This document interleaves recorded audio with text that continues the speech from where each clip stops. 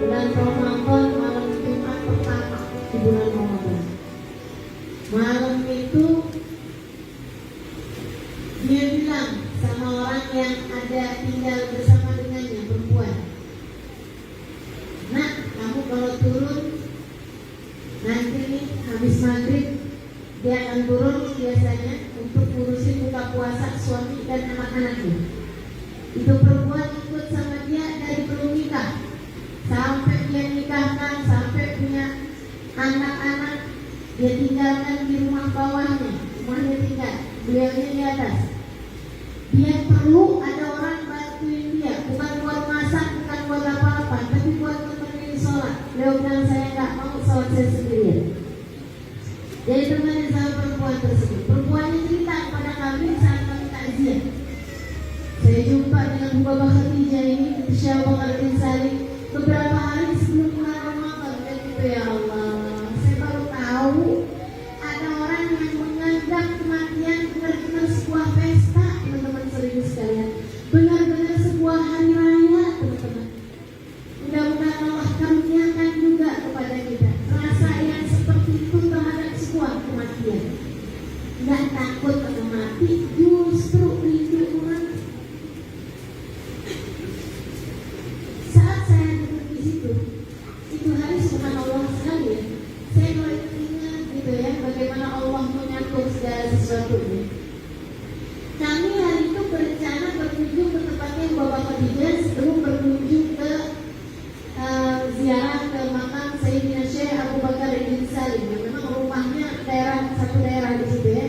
Pemakamannya Syekh Bakar bin Salim di Ina, rumah beliau Bapak Khadijah di Madinah. Kami mau berkunjung kepada beliau ini, teman-teman sekalian. Nungguin bis sekitar 50-an anak Darul Zahra, nungguin bis untuk mengangkut kami bawa ke tempatnya Bapak Khadijah. Bisnya belum datang-datang. Saya kemudian kepengen ke kamar mandi. Urusan kamar mandi ini kan melalui alam ya. Akhirnya saya nggak bilang-bilang kalau saya mau kamar mandi. Jadi nanti saat saya kamar mandi, rupanya bisnya datang, semua pada berangkat, saya ketinggalan. Padahal saya itu sadar loh, kok bisa-bisa jadi tinggal. Jangan saya juga kadang-kadang sama kelakuan orang-orang ini. Kayaknya urusan jalan ini nggak di dunia, nggak di akhirat ini ya. Orang-orang nafsi-nafsi semua ini. Jadi ceritanya saya ditinggal gitu. Pas saya keluar kamar mandi, lah saya sendirian. Untung aja teman saya, teman dekat saya, itu dia bilang, "Ya ampun Kak, disuruh jalan." Kamu, saya bilang, "Gimana? Ini tadi bisa naik." Pas saya naik, "Lah, emang nggak ada sih, bisa turun lagi," dia bilang. Jadi bisa udah jalan. Terus kita gimana nih? Gimana nih Kak kita enaknya? Saya kemudian menelpon salah satu orang yang saya tahu punya kendaraan, punya mobil yang bisa ya taksi lah gitu ya, taksi order gitu maksudnya. Karena di sana tuh nggak ada kendaraan umum. Jadi saya telepon dia, saya bilang, "Bisa nggak kamu anterin saya ke Ina?" "Oh boleh." Bisa, ada marhaban dia. Ya berapa lama saya pun berangkat sama dia. Subhanallah, mungkin karena kami itu naik kendaraan yang kecil gitu kan, saya nyampe kurang lebih seperempat jam mungkin atau bahkan 20 menit dari yang naik bis. Nyampe ini malah seribuan di situ. Jadi keberuntungan buat saya pun berjumpa dengan Bapak Khadijah di saat belum ada siapapun datang. Ya Allah, ya Allah. Mandang wajah Bapak Khadijah itu teman-teman, ya Allah, Masya Allah. Pernah nggak kamu ketemu orang yang kalau lagi lihat muka itu kayaknya susah-susah bilang gitu? Pernah? Ini teman-teman serius sekalian, Bapak Khadijah salah satu di antaranya. Man tidak ru'udu Allah. Nabi itu ketika ditanya, "Rasul cirinya wali apa sih?" Cirinya seorang kekasihnya Allah itu apa, wahai Rasul? Apakah bisa tahu isi hatinya orang? Apakah dia bisa pergi ke tempat yang jauh hanya dengan sekedipan mata gitu. Apa unsur cirinya seorang waliullah? Kata Nabi Muhammad, man idza udzukirallah, orang-orang yang kalau kamu pandang wajahnya akan mengingatkanmu kepada Allah. Asal lihat itu mukanya dan ingetin kita sama Allah. Bapa Khadijah salah satunya. Ya Allah, mukanya penuh cahaya teman-teman. Saya berani bilang begitu karena semua orang juga bilang begitu. Dan memang subhanallah, melihat mukanya begitu udah langsung kepengen senyum gitu. Itu tuh langsung ya Allah, Masya Allah gitu. Saat saya datang masuk ke ruangan situ, ada orang-orang entah dari mana yang juga sedang datang berkunjung kepada Bapak Khadijah. Jadi saya ngantri lah istilahnya gitu ya. Saya duduk di sebelah sana, sementara si tamu-tamu ini di situ. Saya dengar apa yang disampaikan dan memang bukan sesuatu hal yang rahasia juga ya. Bapak Khadijah kemudian nanya sama orang itu. Dia bilang, jadi kalian dari mana? Dari Purwakarta, Bapak misal. Oh, dari Purwakarta. Kenal itu enggak Ibu Salma? Misal, ya, misal. Kenal enggak Ibu Salma? Oh, yang orangnya begini, Bapak. Iya betul. Gimana kabarnya? Bapak, meninggal. Katanya si orang ini dengan sedih kan, namanya cerita orang meninggal. Dibilang Bapak, orang itu udah meninggal. Bapak Khadijah begitu bilang orang itu udah meninggal, senyumnya lebar. Saya heran aja, kok Bapak senang banget dia meninggal. Bapak Khadijah begitu lihat dia udah meninggal gitu kan. Bapaknya langsung, ya Allah, senangnya. Jadi udah meninggal tuh senangnya. Saya kapan ya? Saya dibutuhkan. Baru itu saya. Yang saya tahu orang kayak gitu tuh kalau misalnya dengar tetangganya berangkat pergi haji. Ya Allah senangnya. Saya kapan ya? Betul nggak? Yang saya tahu yang begitu tuh kalau ada adik-adik ini seumuran, sepantaran, kemudian dengar temennya 22 tahun, 23, 24 tahun itu ya, temennya dilamar sama orangnya Masya Allah gitu, orang soleh, dikenal di kampung tersebut. Oh jadi kamu dilamar sama itu, ya Allah senangnya.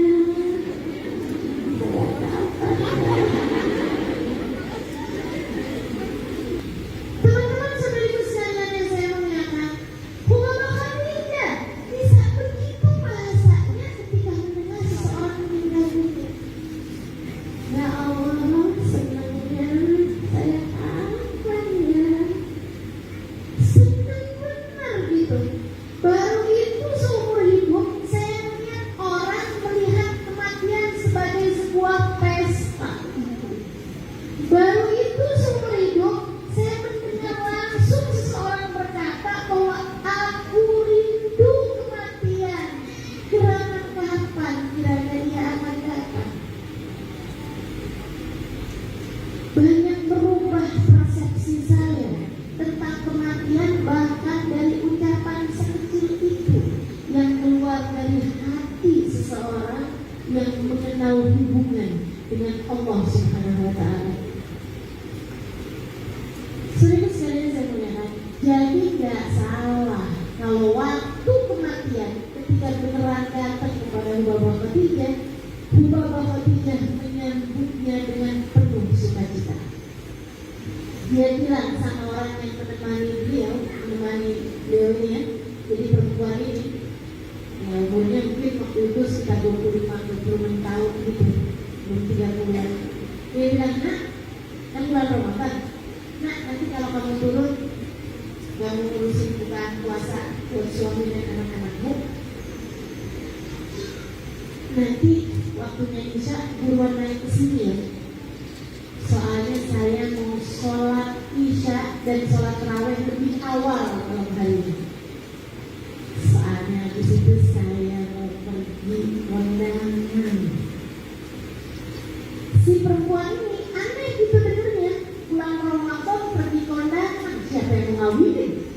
Karena bulan puasa nggak ada yang ngawinin, jarang ngawinin bulan puasa. Nggak di sana, nggak di sini gitu kan. Apalagi mengetahui fakta bahwa Rubabah Khadijah ini Bu dari kuliahnya nggak pernah ada beliau keluar rumah buat kondangan. Yang ada kalau ada pengantin pengen dapat berkah yang Rubabah Khadijah, pengantinnya yang dibawa ke rumah Rubabah Khadijah. Dari mulia ini, dari mulia ini. Dulu tuh tiap orang ulama datang ke Inat, ulama manapun seluruh dunia ini kalau datang ke kota Tarim, datang ke Inat, pasti ziarah tempatnya Rubabah Khadijah demi mendapatkan keberkahan. Laki-laki, perempuan, siapapun datang ke tempatnya Rubabah Khadijah biar dapat doa indahnya. Itu orang kalau mulia, masya Allah, masya Allah. Rubabah Khadijah salah satu dari orang kaum mulia yang pernah saya kenal di atas muka bumi. Ibu teman-teman sering sekali. Katanya si perempuan ini, saya tuh tadi malam benar-benar nggak tahu kalau maksudnya Rubabah Khadijah kondangan itu adalah kematian. Jadi saya bisa mengisi bukaan puasa suami makan malam, maksudnya makan malam suami dan anak-anak saya ngurusi. Saya belum cuci piring, saya cerita sama suami saya kalau Rubabah Khadijah minta saya cepet-cepetan karena Rubabah mau pergi kondangan. Sampai saya bilang kondangan kemana ya? Begitu ada Isya kedengeran, suami saya langsung bilang cepetan naik. Udah biarin nanti ini cuciannya biar saya cuci, kamu cepetan naik aja biar jangan capek Rubabah Khadijah nungguin kamu. Dia bilang saya pun naik ke atas, saya lihat Rubabah Khadijah lagi di kamar mandi. Begitu keluar dari kamar mandi, Rubabah Khadijah cantik, wangi dan tentu saja bersih serta pakai baju lebaran yang sudah dia siapkan. Ada baju baru yang dia siapkan dari sebelum Ramadan. Dia bilang, nih kalau umur saya sampai lebaran, saya mau pakai buat lebaran sunnah. Tapi rupanya dipakai malam hari itu Ramadan Jumat pertama, malam Jumat pertama. Jadi dia bilang, saya pun aneh, ngapain Rubabah Khadijah itu pakai baju lebaran? Oh benar-benar mau pergi pesta nih Rubabahnya kayak ini. Wangi, benar saya keluar habis itu beliau bakal lupa gitu ya, wangi-wangiin diri. Saya tanya Rubabah ini mau pergi kemana? Mau sholat sunnah dulu 2 rakaat. Sebaiknya memang antara wudhu sama sholat sunnah, tanya wudhu tuh, jangan ngobrol apa-apa dulu.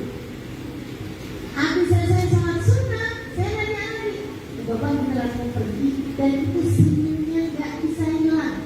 Beliau sambil senyum bilang, udah nanti jangan tanya-tanya dulu, yuk kita berdua cepetan sholat isya sekarang.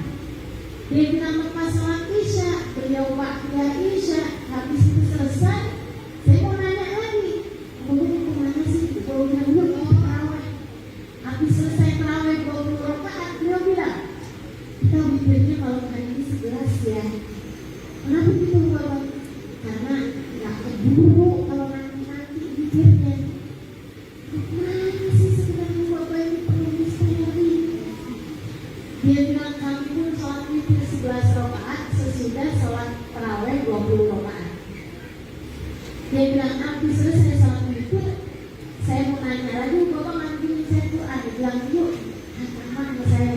Katanya nak orang kalau baca hataman Quran, yang memang beliau sedang hatam Quran ya, malam Ramadan Jumat pertama, akan gak ada ibu nih, Jumat terakhir Ramadan tadi belum tentu dah hatam.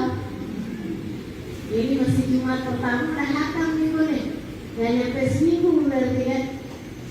Dia bilang, Bapak ambilin saya Quran. Dia bilang, yuk kita hataman Quran. Saya pernah dengar hadisnya Nabi Muhammad mengatakan bahwa siapa yang baca hataman Quran pada satu malam, Allah akan jadikan 70.000 malaikat berdoa padanya, beristighfar untuknya sampai pagi hari. Kalau hataman Qurannya pagi hari, kalau siang hari, Allah akan jadikan 70.000 malaikat rahmat mendoakan agar Allah ampuni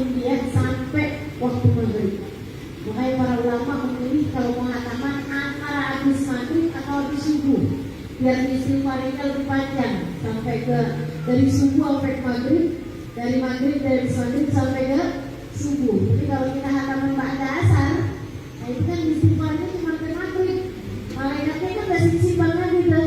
Nah itu katanya dia pun akhirnya dia banyak hataman dari waktu hak bawah, mesti baca doa hatamannya. Habis selesai hataman, Bapak kemudian berdiri gitu, terus siap-siap gitu, kayak yang mantes-mantesin diri gitu, kayak yang memang benar-benar mau pergi kemana gitu. Akhirnya dia bilang, Bapak itu mau pergi kemana sih? Bapaknya masuk ke dalam kurung kamar. Dia bilang, saya pun kemudian ngomong ke bawah, kan rumahnya di atas tuh.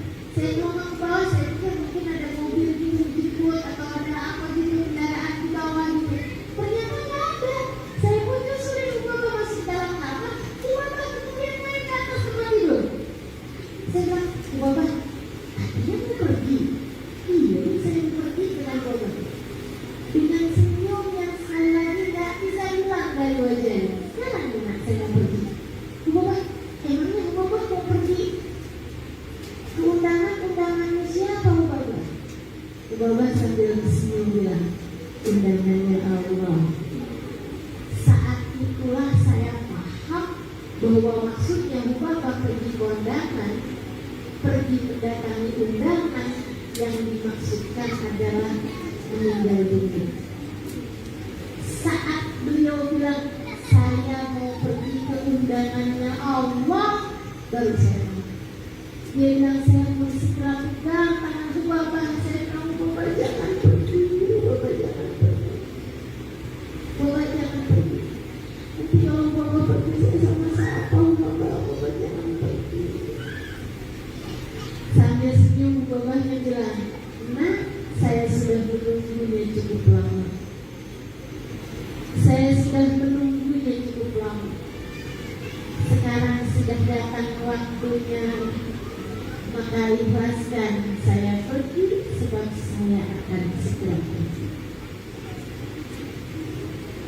Jangan tahan, rindu luar biasa kepada Allah, cinta luar biasa kepada Allah.